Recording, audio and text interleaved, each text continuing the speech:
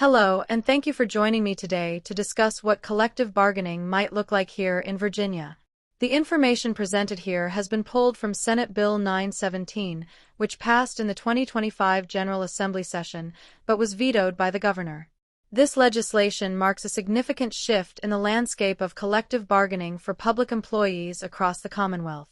The collective bargaining proposal in Senate Bill 917 repeals previous limitations on public employee bargaining and replaces them with a comprehensive statewide framework. Both state and local public employees in Virginia will have the legal right to organize and negotiate over their wages, hours, and working conditions. Let me walk you through how such a law will work and the functions it creates. Section 1. Establishing collective bargaining rights. Under this proposal, employees can form or join unions and elect exclusive bargaining representatives. Once elected, these representatives negotiate legally binding agreements covering wages, hours, and employment conditions. Every collective bargaining agreement must also include grievance and arbitration procedures to resolve disputes. Section 2. Creating the Public Employee Relations Board. A critical feature of this bill is the creation of the Public Employee Relations Board. This board is made up of 5 members, 1 each from labor and management, and 3 from the public, appointed by the governor and confirmed by the legislature. They serve staggered 4-year terms and are experts in public employment or labor law. This board has broad authority to certify and decertify unions, oversee elections, investigate unfair practices, and issue binding rulings. It will play a central role in enforcing and managing the new collective bargaining system. Section 3. Certification and Union Elections. Senate Bill 917 spell out how unions become certified or are removed.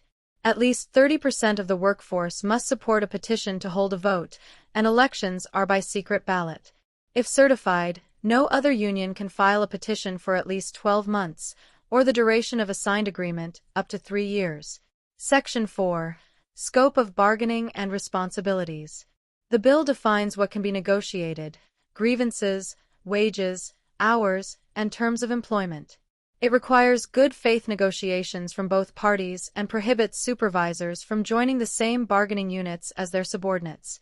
It also carves out certain items like retirement and workers' compensation, which cannot be bargained. Section 5. Resolving disputes, impasse procedures. When negotiations hit a dead end, the proposal mandates mediation, followed by final and binding arbitration if needed. Arbitrators must weigh public interest, budget impact, and comparable labor markets to reach fair conclusions. Section 7. Payroll deduction and communication access. The proposal permits automatic payroll deductions for union dues, if the employee consents, and grants union representatives access to new employee data and communication tools, like staff email and orientations.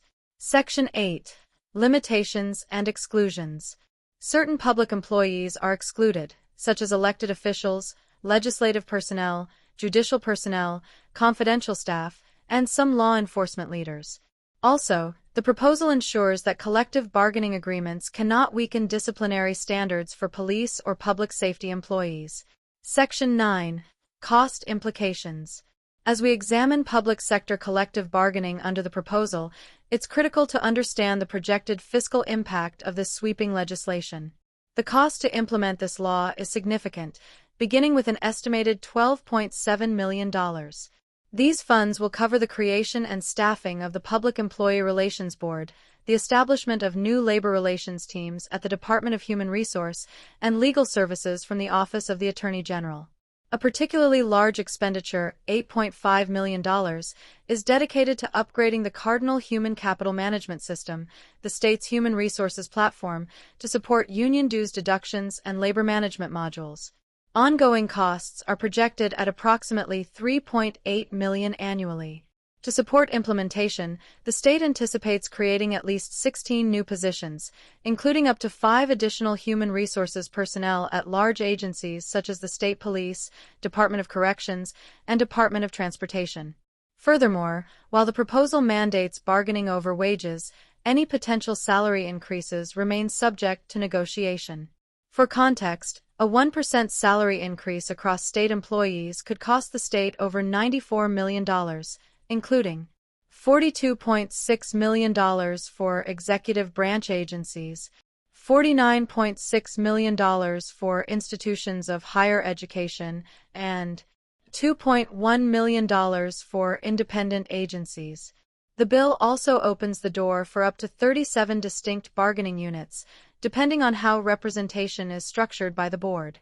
This could dramatically increase administrative burdens and cost, particularly within the Department of Medical Assistance Services and K-12 education, where fiscal impacts may scale quickly. Although long-term effects, such as increased compensation, expanded benefits, and pension obligations, are not yet fully quantifiable, they represent a substantial financial commitment that will evolve over time.